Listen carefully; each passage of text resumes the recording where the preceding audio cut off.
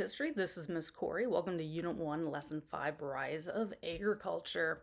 I know. There has been a lot of ed puzzles lately. I do that in Unit 1. I'd put a lot of ed puzzles in just because you're still getting used to the class. People are still shifting in and out of the class. You're still getting settled with your other classes. Just the easiest way to get information for you is through an ed puzzle. So in other units, we won't have as many ed puzzles, but ed puzzles will still be a key tool in this entire class, pretty much. So let's go through our learning targets today. Explain the interrelationship between the emergence of domestication and agriculture and the development of complex societies, environment, and climate, as well as create an argument about the emergence and characteristics of complex societies, the development of new technologies, and the impact of human society on the environment. So a lot of environment stuff today, which you could probably guess since the name of the slideshow is Rise of Agriculture. So your job today, you're going to watch this ed puzzle, answer the questions. The questions that I ask you today will be in blue text when one of those questions pop up. So I am not looking for right or wrong answers necessarily. I'm looking for best educated guesses. So for example, if I'm asking you where do you think agriculture started? And you gave me the answer of a cell phone. Obviously you didn't read the question, or, you didn't really pay attention. So as long as you give me your best educated guess, you'll get the point. Okay? I do grade every single one of your answers in Ed Puzzle. So just make sure that, you're actually putting down decent answers.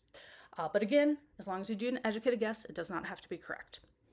All right, if you have any questions about that, by the way, just let your teacher know. We're here to help you. So first question for you is, how's it going? So you went through Unit 0, now you're about half-ish done with Unit 1. So how is the class going so far? Do you have any questions?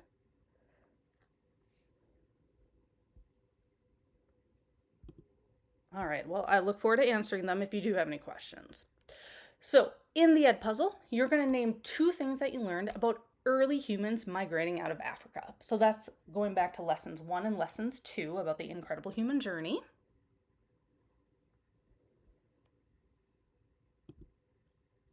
And then in the puzzle, name 2 things that you learned about early humans migrating to the Americas. So that's referring back to lessons 3 and lessons 4, First Peoples Americas.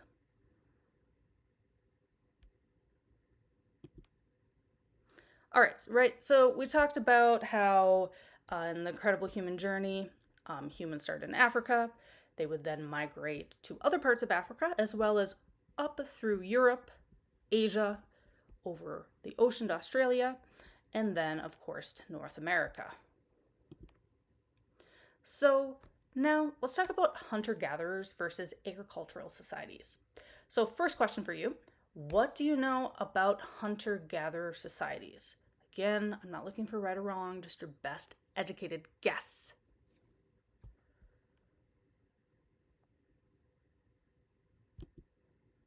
So hunter-gatherer, it's kind of a self-explanatory term, right? So they're hunters, right? They kill animals, gatherers, they go find wild berries or whatever. So hunters would use stone or obsidian tools, they would hunt in groups, they also would gather wild plants. Now, one of the big animals that was a key staple, especially in the North American diet, was mastodons and mammoths. And you're thinking, really? Those hairy elephants, they really existed? Yeah, they really did exist. And the crazy part is they actually existed in what is now the state of Minnesota. You can still find evidence of these animals living there. And what's even more crazy is there's even more bizarre animals that used to live in Minnesota about, 11,000 years ago. One of them being the giant bison. So think of a bison today, and if you've ever seen one up close, they're very, very large. But the giant bison, as you can imagine, were even huger, and they had these really scary looking horns. We also had camels in North America. There was ground sloths, as well as giant beavers. And giant beaver, just think of like a normal sized beaver, but bigger than a human. Very, very interesting stuff. And yeah, they all used to live in Minnesota. All right, so now let's talk about agricultural societies. So what do you know about agricultural societies? Again, not grading on right or wrong, just give me your best educated guess. And you can't say I don't know, because then you lose a point if you say I don't know. Just want your best educated guess.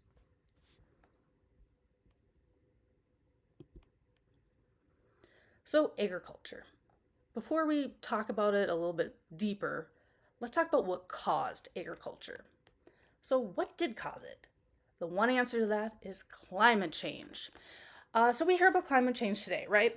That climate change is due to using like fossil fuels and humans polluting the land.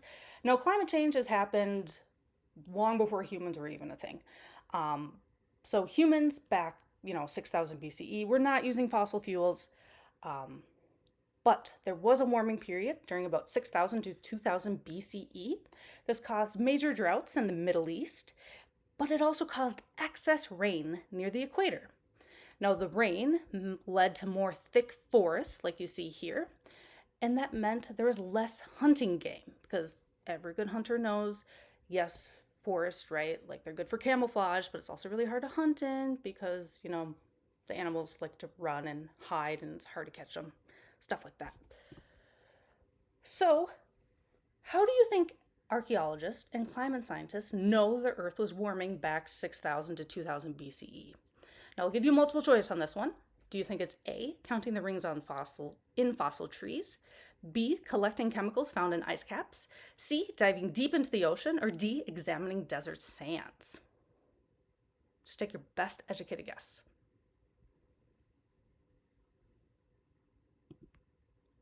So if you said either A or B, you are correct. If you said C or D, by the way, you don't lose the point. It just was multiple choice, educated guess stuff.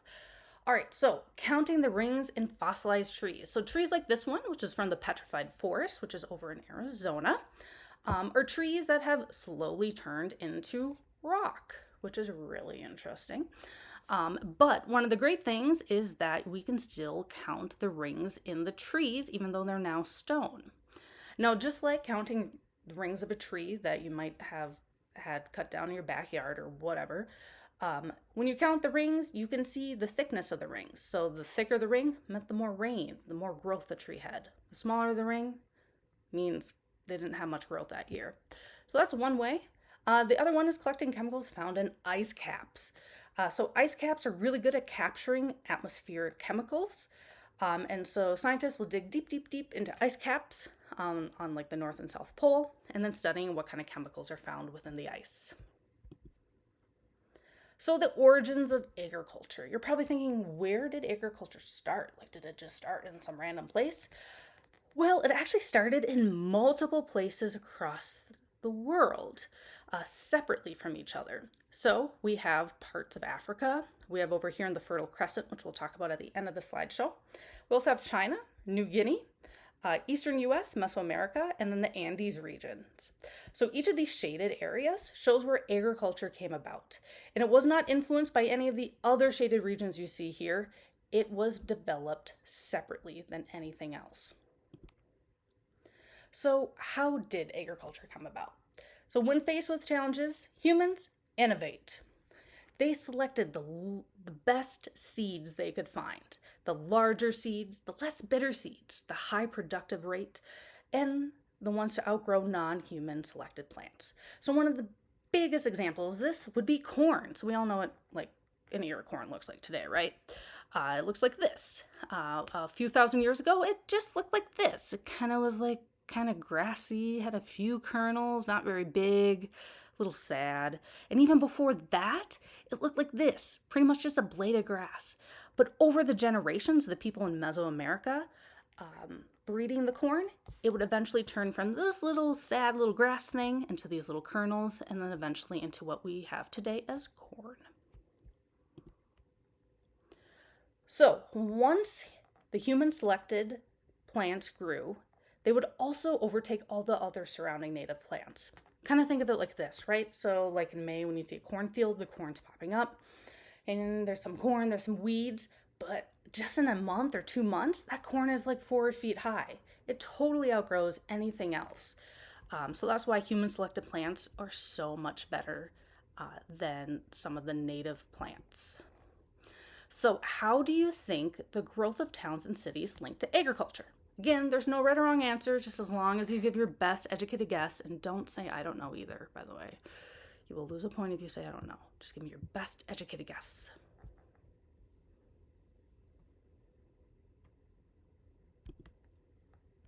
So it's really a snowball effect. So let's say we have a number of people in a group, right? And more people are coming into that agriculture society. That means that there needs to be more crops to be harvested in order to feed these people, which means that there has to be more manpower to harvest these crops, which means that more people are now joining this little agriculture society, which means more crops have to be harvested, which means that there needs more manpower to harvest these crops and take care of these crops. And it just continues and continues and continues until you get villages, you get towns, you get cities. Also, there needs to be people to count the crops, to make trades with other societies, to store the crops, and just to simply make the food. There are other results of agriculture as well. So people stopped moving. They stopped becoming nomads, right? Because before in hunter-gatherer societies, you would follow the herds of animals that you're trying to kill. Now when you're in agriculture society, you're planting things in the ground. You're not moving anymore. Larger human numbers meant more protection those societies had. Now you have people who are warriors. They can fight off threats. Larger human numbers also mean there is more genetic diversity. And more crops mean more nutrients. So let's zoom into the Fertile Crescent.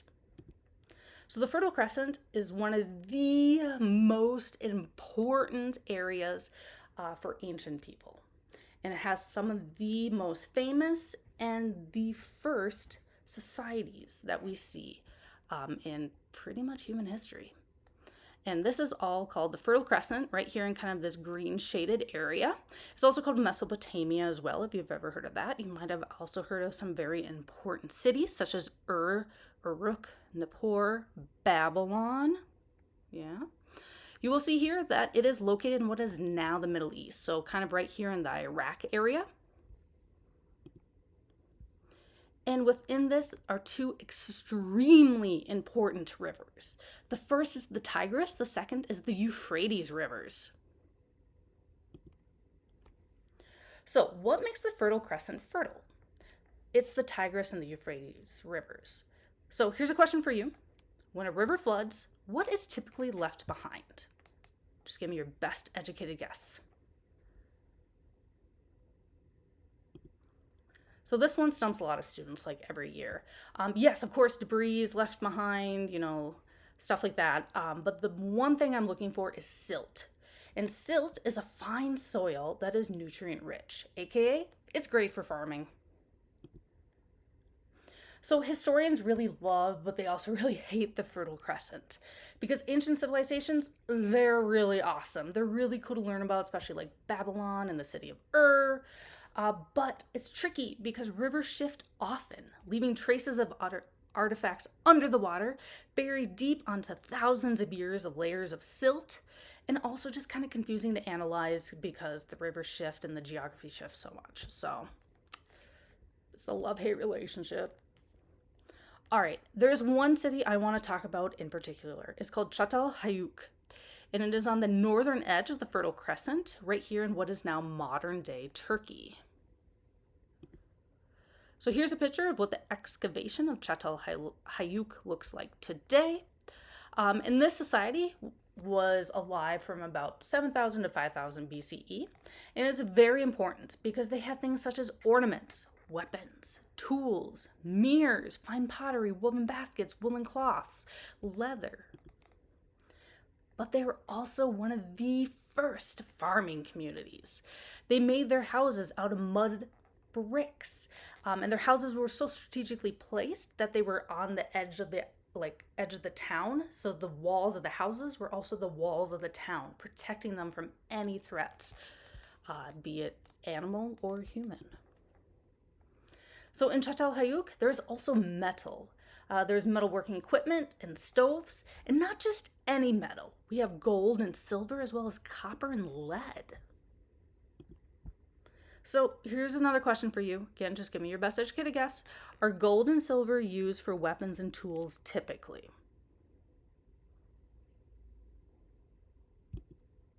No, they're not. They're very soft metals. They don't hold up very well. So they were instead made into ornaments. And this is very significant to historians because it shows that Çatalhöyük was such an important society and it was so successful that they had the time and the resources to make things that weren't necessary, like jewelry, as you can see right here. Then we have copper and lead. That tells us that the fires are hot enough to bend these metals. So for Çatalhöyük, it's goodbye to the Stone Age. They're in a Metal Age, but they were one of the very first to do so. All right, now let's flip it and talk about animal domestication. So what does domestication even mean? It is the process of taming an animal and keeping it as a pet or on a farm. And it can apply also to plants. It's not just animals, it can also mean plants. So what qualities do humans look for in domesticating animals? There are 5 qualities that I'm going to talk about today. Number 1, food growth. There is typically the 10-to-1 ratio. So that means for every 10 pounds of food an animal eats, they gain a pound. So for example, like pigs and chickens and cows. Also, they need to grow quickly. So they must grow to roughly the adult size within a year. They can't be super picky eaters, such as goats, because, like goats eat everything. And other examples would be like dogs or pigs or chickens. If you have any of those, if you put food out, more than likely they will eat it. Except for my dog does not like cucumbers or green beans. I don't know why. That's just her thing. All right, 3 is reproduction. These animals need to feel comfortable reproducing under human care. They also need a short reproduction ritual and cycle. And submission. This will allow humans to have control of social hierarchy. Big example of that are dogs, right? We are their humans. They are our fur babies. We are, kind of on the top of the hierarchy. And then also not so dangerous. So domesticating lions with strong jaws and sharp claws probably is not the best idea. All right, let's wrap it up. Today, we learned about what caused agriculture, how did agriculture come about, other results of agriculture, what makes the Fertile Crescent fertile in Çatalhöyük. Next up, you're going to do, I know, even more ed puzzles. I know. It's a lot of ed puzzles these couple weeks, okay? Just bear with me. So it is U1-L6, Mankind, the Story of All of Us, Inventors 0 through 30. And then we have U1-L7, Mankind, the Story of All of Us, Inventors 30 through 46. Then we have U1-L8, 5 Main Characteristics of a Civilization. And I'm actually going to walk you through what that looks like. So these assignments are for next week. And you will all get a copy of what is U1-L8. It's a little short slideshow here. Don't panic. It's a pretty easy assignment. So there are going to be 5 main characteristics of a civilization. First one, complex institutions. So pretty much, does it have a government structure? You need leaders, education system, religious leaders. Then we have advanced cities. So is there a city center, high population numbers, major cities in a country?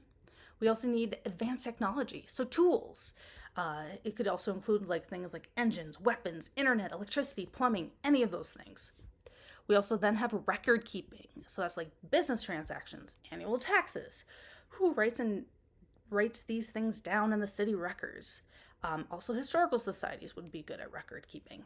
And then the 5th one would be specialized workers.